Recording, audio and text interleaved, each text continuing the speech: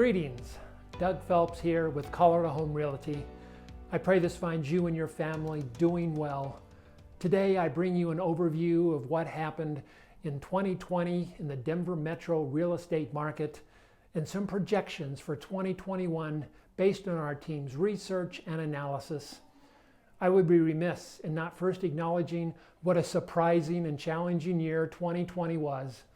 The virus, the shutdowns of businesses and schools, the loss of jobs, shelter-in-place orders, social unrest, economic instability, plus a political landscape, all of which most people have not seen before in their lifetimes. We saw in most cases we were resilient, families spending more time together, work environments shifting from lengthy commutes to a quick walk to a spare room, sometimes in our pajamas. We began to see population movement away from the larger traditional cities to suburbs and smaller towns where community might be found. We saw more golfing, camping, and mountain biking in Colorado than ever before. And we saw an attention in the recognition of the need for human interaction, which many of us took for granted. We also saw unprecedented movement in the Denver metro real estate market and the markets around the country. This was fueled by lives adapting to the demands of work and school from home, coupled with the freedom for many people that allowed work to happen from any geography.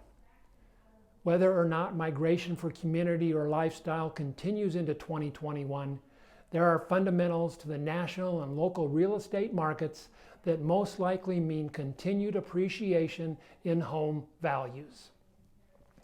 There are important data points in 2020 to understand that will influence the year to come and possibly your decisions to stay put in your current home or make a housing change. The overall metro market appreciated about 9% this last year, slightly above the last 5 years average. The sold price of the average single-family home accelerated in appreciation the last 6 months of the year and was up as much as 18% year over year in October, hitting an all-time high of $614,000. For people who were homeowners the entire year, they may have seen an average of $100,000 of mostly tax-free wealth creation. At the end of December, there were 2,400 homes available for sale, and half of those were detached single-family homes. You might hear or read that we do not have enough inventory because no one is selling their home. This just is not true. The issue is a significant increase in the number of buyers rather than a decline in the number of sellers. There were actually more homes that came to the market in 6 of the 12 months of 2020 than the same months over the last 3 years. We ended 2020 with a 7% increase in the number of homes sold and a 2% increase in the number of homes listed for sale compared to the last 3 years' average. 4 factors in particular fueled demand over the last year. 1, population increases. While many cities around the country saw population declines, the Denver metro area saw modest population growth. 2, flexible and remote work environments. Many people were required to work from home, only to realize it might be sustainable and preferable. 3, kids in school from home. Whether wanting space away from each other or needing more functional environments to do school, many households made changes motivated by these needs.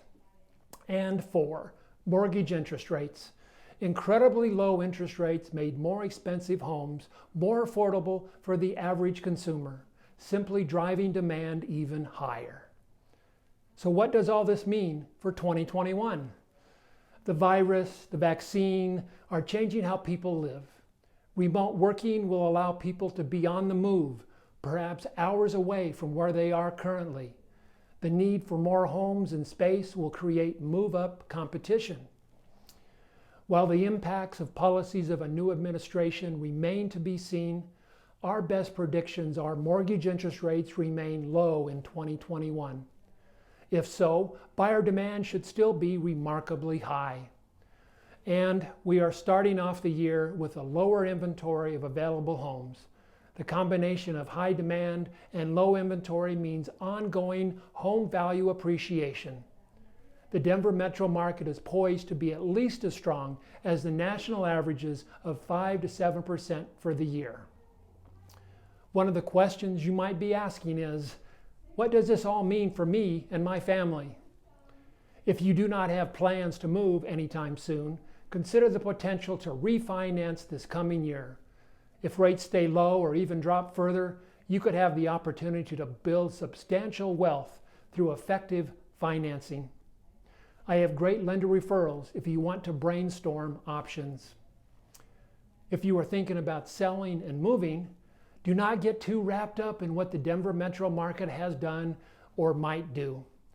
We need to analyze exactly what is happening in your neighborhood and the appreciation of your home, while taking a hard look at your needs and desires.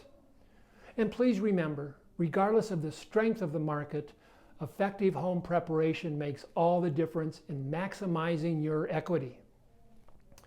And if you are considering buying, you need to get pre-approved with the lender before you start looking.